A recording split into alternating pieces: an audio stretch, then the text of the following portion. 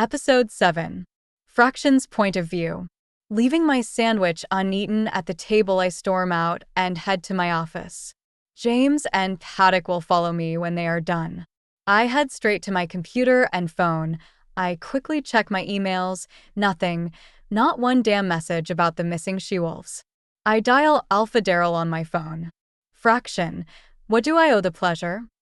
Darryl picks up the phone on the third ring. Why haven't I been informed about the missing she-wolves? I'm angry. I have 82 females in my pack. That's 82 wolves in danger. Your beta works fast, Darryl sounds impressed.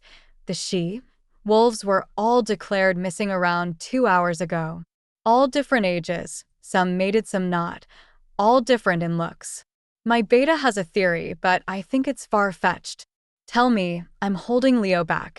He's concerned for Anna and is demanding we keep her close. James and Patrick enter my office and sit down. I hold up a hand and put the phone on speaker.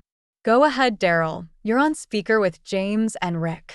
So my beta thinks whoever is taking these she-solves might be, well, that he might be shopping. Shopping? Rick sounds confused. Wait, as in shopping for a mate? My beta is clearly on the same wavelength as Darryl's beta. Yeah, I mean, it makes sense.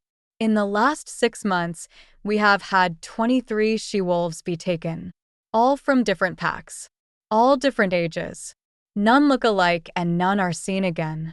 What he says makes sense. All right, I squeeze the top of my nose between my eyes.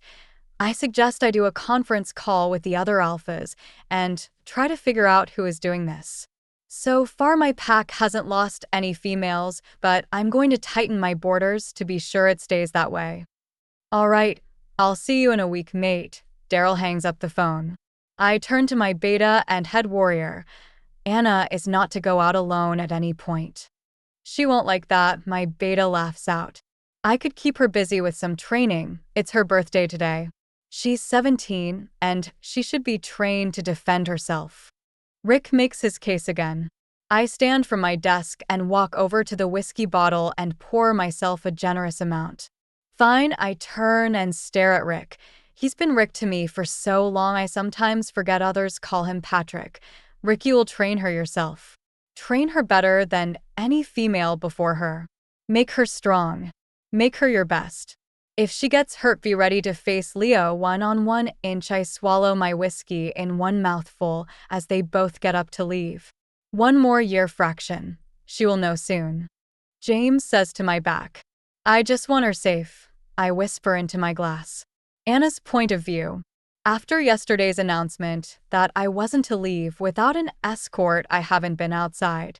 I find it easier to stay inside, and then at least I don't have baited James or some random warrior following me around everywhere. When I got to school, I let out a deep sigh. No one needed to follow me around here. Fraction has placed warriors at all the entrances and exists. Honestly, what does he think is going to happen? Some rogue will come into the school and start bagging up she-wolves. I head to my locker to get my history books and head to my first lesson. I pass Paddock on the way. He seems to be locked in a conversation with the head teacher, Mr. Chili. He offers me a chin lift as I pass, and I don't miss the way his eyes track me as I walk down the hall.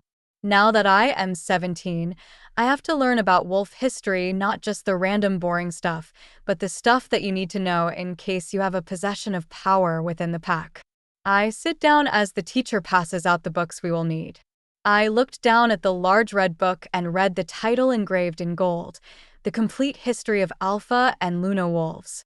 I open the book and see there are 700 chapters. 700. Hello, boredom, quipped my inner voice. Shut up, it could be sort of interesting, I guess, I responded to myself. Great, now I'm talking to myself. Are you, though? That one sentence shocked me a little, but before I could ponder it more, Miss Rue started explaining the assignment.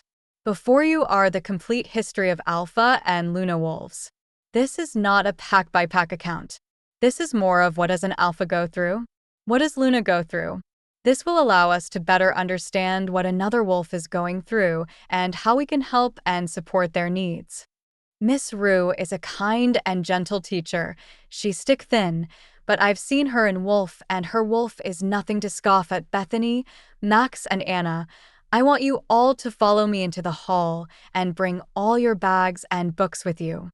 I looked at the other two mentioned, shrugged, and curiously followed Miss Rue into the now empty school hall. Once all three of us were together, Miss Rue spoke in a hushed tone. Okay, guys, I want you all to head to the library and meet Magda. She will help you with your assignment. Miss Rue handed each of us a small blue book. It was no bigger than A5 and was rather thin. The title was in silver and red. Omegas. Miss Rue? Why us? Bethany asked in a small voice. She was a rather plump girl with an alarming amount of red hair and freckles. Well, Max is yet to show a designation. Bethany, you are showing omega qualities, and Alpha Fraction has asked that Anna get a full and round education. Now run along and get started. We were dismissed.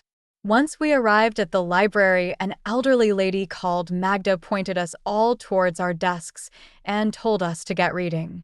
Once I was comfortable, I opened the little blue book. Just as was about to read the first word, an announcement came over the speakers. All students to return to their homes. School is canceled for the rest of the day. Please head straight home. Your parents/carers are waiting. I knew that voice was Fraction. I wonder what happened. Just as I had finished packing up my bag, Beta James came into the library. Anna, come. I'm going to escort you home. He seemed out of breath, as if he had run all the way to me. He rushed me out of school and into his black SUV. James, what happened? I asked once he started driving. The pack house is only a 10-minute walk, so something serious must have happened for him to be driving. James looked at me, started to speak, and then closed his mouth. He looked forward and said, Alpha will tell you when I get you to his office. The rest of the journey was in silence, which was odd for James. He was normally very quick to offer a joke or a snide remark about someone on the street. When we got back to the pack house, I entered and walked straight to the Alpha's office. I don't knock. For ages, he kept telling me not to, and now I'm in the habit of coming and going as I wish. I enter the deep red office and sit on the sofa. I notice cookies on the table and nab one for myself. Mama Beth must have been baking, double chocolate chip heavy on the white chocolate chips, my favorite. Fraction looks up from his desk and the left side of his mouth lifts up a smile. Help yourself, little wolf, he chuckles. Oh, don't worry, I will, I say around a mouthful of cookie. What's happened? 2 she-wolves are missing. I gasp and set aside my sweet treat, Lisa and Eve. I'm so sorry, Anna, I know you are close to Eve. He looks sad as he tells me this. You think it's connected to the other wolves? I do. We have a working theory that whoever is doing this is looking for a mate. We don't know for sure, it's just a theory at the moment. Until we find this wolf, I want you in this house where you are protected. Miss Rue will be coming in to tutor you on a 1-to-1 basis. Surely I can still go to school, Fraction. No, Anna. Eve was taken from next to the school. They killed one of my warriors to do it. I need you safe. You must stay here. He is growling now. I can see Leo, his wolf, in his eyes. Need me to be safe? What does that mean? I'm a little scared of Leo. I haven't seen him much, and whenever I do, he's always growly and mad. It means that I need to protect the pack, and that starts with those under my roof. Of course. He didn't mean me specifically. Stupid girl, he is a grown man, and you have a silly schoolgirl crush, my inner voice whispers to me. Yes, Alpha, I understand.